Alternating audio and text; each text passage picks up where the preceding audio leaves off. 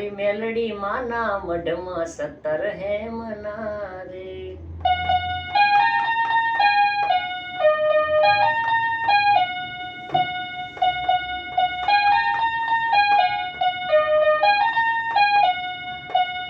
એના રૂપલે મઢેલયા કમાડ રે, એના રૂપલે મઢેલયા કમાડ રે.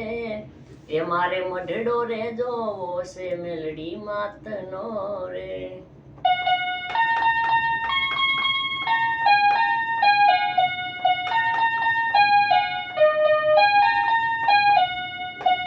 તમે આવો રે ઉતારા આપું યોરડા રે.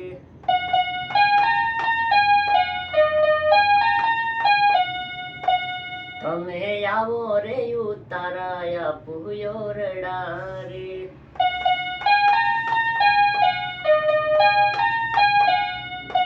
તમે સાલો તો રે મેડિયાના મોલ રે.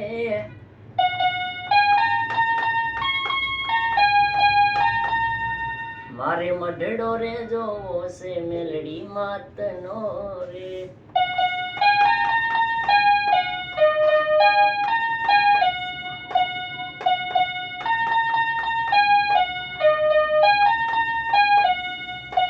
મારી મેલડી માના મઢમાં 17 હેમના રે.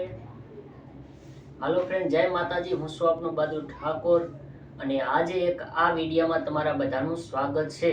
તો મિત્રો, આમાં સ્કેલની અંદર કંઈ ભૂલ આવે તો મને ખાસ કરીને કમેન્ટમાં જણાવજો સાહેબ.